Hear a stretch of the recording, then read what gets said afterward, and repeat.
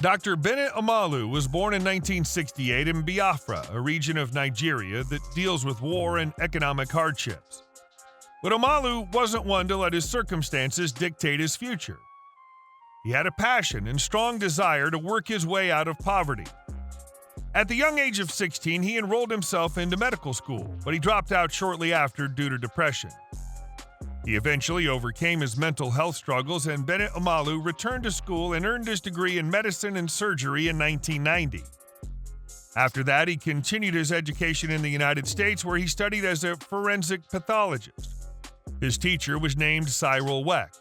Wecht was very respected in his field and was somewhat famous for his involvement in John F. Kennedy assassination investigations. At this time, Omalu was eager to learn, but he had no clue the impact he would eventually make on the NFL and on society as a whole. In the year 2002, Dr. Omalu received a request to conduct an autopsy on Iron Mike Webster, a Hall of Fame center that played for the Pittsburgh Steelers. The reason he was given the assignment was because Webster experienced a severely compromised life post-retirement before passing away at the age of 50. His symptoms included amnesia, dementia, and depression. Iron Mike was living in poverty and slept in his pickup truck. In desperation from his insomnia, he resorted to using a taser on himself to pass out just to get some sleep at night. Dr. Omalu didn't just accept the challenge of Mike Webster's autopsy, he became obsessed with his new investigative project. He devoted countless hours to studying Webster's brain. Dr. Omalu even spent over $100,000 of his own money to do an extremely thorough examination. The results were shocking. Within Iron Mike's deceased brain, tau proteins associated with degenerative neurological conditions like Alzheimer's and Parkinson's were present in unusually high concentrations. Considering he was just 50 years old at his passing, the condition of his brain was particularly unusual. The fact that he was an NFL lineman added to Dr. Omalu's intrigue. The condition had previously been seen in boxers, known as dementia pugilistica, or being punch drunk, but it had never been found in an NFL player. Dr. Omalu's research led him to giving a revolutionary diagnosis, chronic traumatic encephalopathy, also known as CTE. He was extremely excited to share his findings with the NFL. In his mind, he could make a major difference in the sport and help better the lives of its valued athletes. But when he approached them, the league wasn't as excited as he thought they'd be. Quite the contrary. Instead, the league's own scientists, members of the Mild Traumatic Brain Injury Committee, assembled a compelling rebuttal to Dr. Omalu's research. They questioned its validity and demanded the retraction of his article from neurosurgery.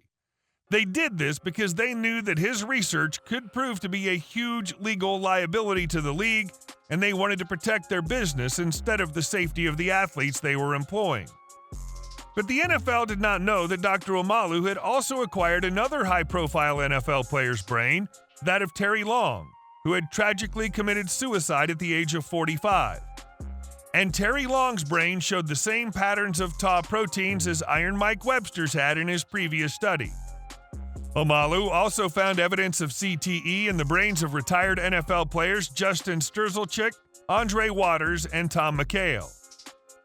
Dr. Omalu published a second paper in neurosurgery reinforcing his findings. Once again, the NFL tried to dispute the claims, but despite the pressure, the journal refused to ignore the evidence. Over the next few years, Dr. Omalu came across many more cases of former NFL players who'd suffered and died under devastating circumstances, all displaying the telltale signs of CTE.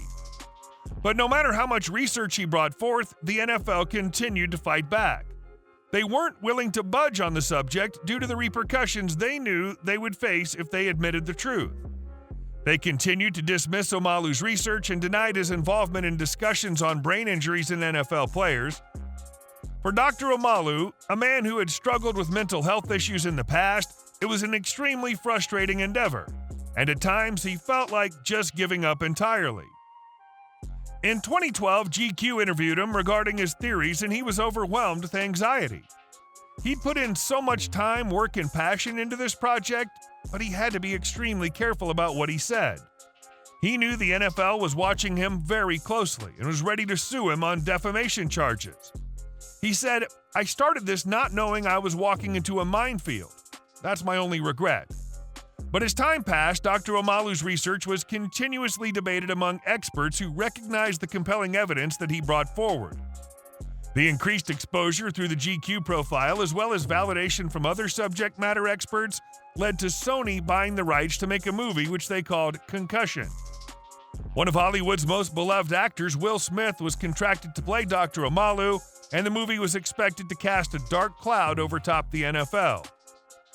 Instead of continuing to fight, the NFL pivoted their strategy. They realized the movie was being made whether they liked it or not, and that if they tried to fight back against the production, it would only increase intrigue and get more attention. So they made a complete pivot to their strategy and decided to endorse the movie on their network and with their partners. The NFL strategy did work in a sense.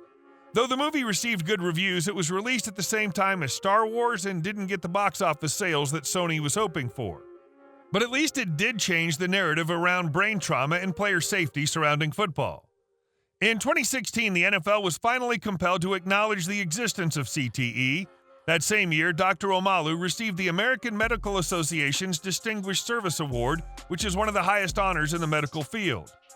His work triggered widespread changes in concussion protocols across various team sports, both professionally and at the collegiate level. Compensation cases for athletes affected by CTE have multiplied, in football as well as other sports such as hockey and wrestling. And the NFL was eager to settle with their former players before even more research buried them into deeper waters. So the league agreed on a settlement worth a hefty $765 million with about 4,500 former players.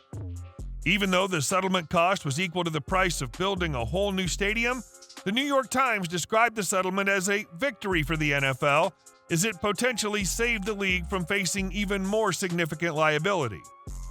The NFL did not admit to a crucial allegation put forth by the former players, which was that the league knowingly concealed the extent of the danger posed by repeated head injuries. The NFL had consistently denied this accusation, claiming that it relied on the best available scientific information that it had access to at each stage of the issue. If the lawsuit had continued without a settlement, the NFL and all its employees would have been required to address the issue under oath. It could have been a complete disaster for the league.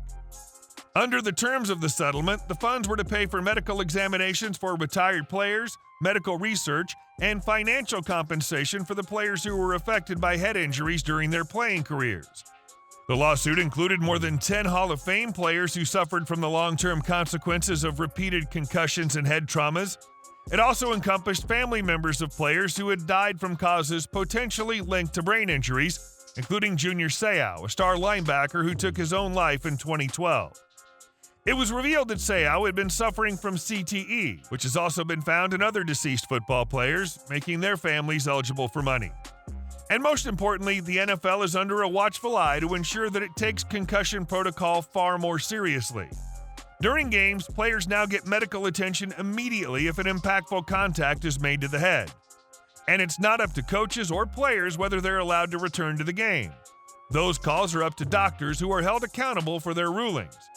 Many technology companies have also invested huge sums of money into research into player safety and concussion protocol.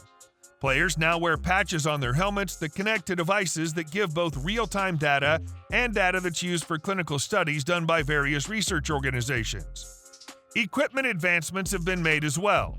Helmets nowadays are far superior than they were in decades prior, and players can even wear protective collars that prevent their brains from sloshing upon heavy contact. Will all these advancements make the NFL safer for future generations of football players? That's yet to be seen. But at least the league is taking some steps in the right direction.